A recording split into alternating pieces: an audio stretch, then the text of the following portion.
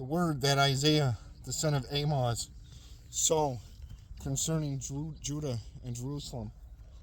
Now it shall come to pass in the latter days that the mountain of the Lord's house shall be established on the top of the mountains, and shall be exalted above the hills, and all the nations shall flow to it. Many people shall come and say, Come, let us go up to the mountain of the Lord, to the house of the God of Jacob. He will teach us his ways, and we shall walk in his paths.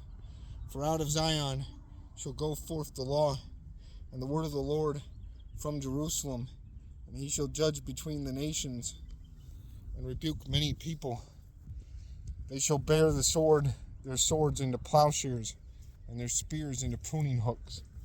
Nation shall lift up sword against nation. Nation shall not lift up sword against nation, neither shall they learn war anymore. O house of Jacob, come and let us walk in the light of the Lord. For you have forsaken your people, the house of Jacob, because they are filled with eastern ways. They are soothsayers like the Philistines, and they are pleased with the children of foreigners. Their land is also full of silver and gold, and there is no end to their treasures.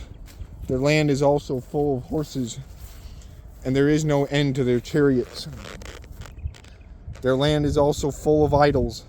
They worship the work of their own hands, that which their own fingers have made. People bow down, and each man humbles himself. Therefore, do not forgive them. Either enter into the rock and hide in the dust from the terror of the Lord and the glory of his majesty. The lofty looks of the man shall be humbled. The haughtiness of men shall be bowed down. And the Lord alone shall be exalted in that day.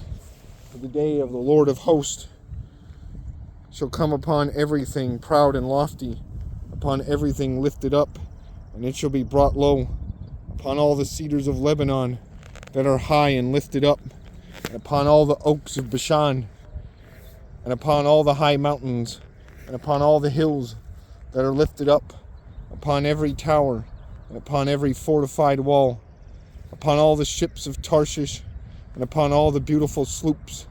The loftiness of man shall be bowed down, and the haughtiness of men shall be brought low. The Lord alone will be exalted in that day, but the idols he shall utterly abolish. They shall go into the holes of the rocks, and into the caves of the earth, from the terror of the Lord and the glory of his majesty, when he arises to shake the earth mightily.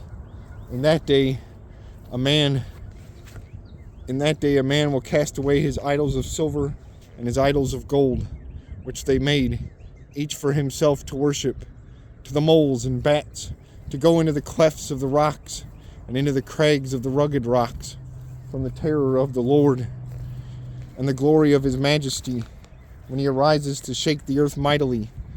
Sever yourselves from such a man, whose breath is in his nostrils, for of what account is he?